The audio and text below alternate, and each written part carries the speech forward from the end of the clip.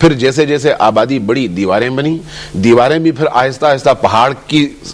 طرح سے بلند کر دی گئی تاکہ تمام حاجیوں کو سہولت ہو کہ وہ دیوار کو پتھر مار سکیں۔ سوال یہ ہے کہ اللہ نے 25-30 لاکھ انسانوں کو بلا کر ان دیواروں کو صرف پتھر مار کے واپس بھیجنے کا حکم دیا بغیر کسی وجہ، بغیر کسی مقصد، بغیر کسی فلسفے کے، یا پھر اس کے پیچھے کوئی فلسفہ ہے، کوئی اس کے پیچھے راز ہے؟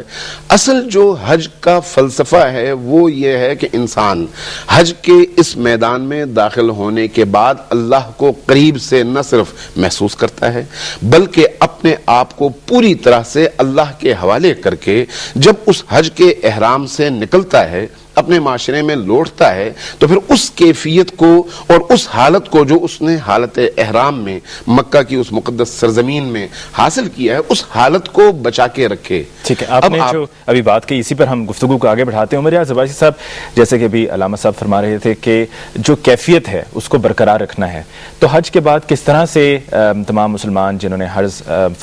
حج کا فرض ادا کیا اس کیفیت کو برقرار رکھ سکتے ہیں؟ بسم اللہ الرحمن الرحیم۔ حج کے حوالے سے دیکھیں تو ایک فلاسفیکل بیک گراؤنڈ ہے اس کی، اور ہسٹورک بیک گراؤنڈ بھی ہے۔ ہسٹورک بیک گراؤنڈ ایسے ہے کہ یہاں پہ کچھ چیزیں اللہ رب العزت ریوائیو کروا رہا ہے جو اس کے مقربین نے ان پاسٹ کی تھیں۔ جیسے حضرت صاحب فرما رہے تھے،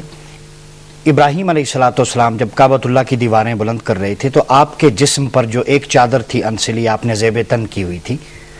وہ اللہ رب العزت کو ادا اتنی پسند آ گئی کہ اسی لباس کو حج میں شامل کر کے انکلوڈ کیا اور فرمایا کہ اسی لباس میں آؤ۔ اس کی لاجک یہ تھی کہ ابراہیم علیہ السلام یہ کام پہلے کر چکے تھے، تو اللہ رب العزت اپنے مقرب بندے کی جو ادا ہے اس کو پسند کر کے اسے مناسک حج کا حصہ بنا رہا ہے۔ تو ایک تو یہ ہے کہ ریوائیول ہو رہا ہے ان چیزوں کا جو اللہ کے مقرب انبیاء نے پاسٹ میں کی تھیں، اور اللہ رب العزت عبادت کا ایک ہمہ جہت تصور دینا چاہتا ہے کہ میری بندگی محض حرکات و سکنات کا نام نہیں ہے، رکوع سجود کا ہی نام نہیں، بلکہ جو شے میرے کسی مقرب بندے سے جو مجھ سے محبت کرتا ہے اس سے منسوب ہو گئی، اسے میں عبادت کا درجہ دے دیتا ہوں۔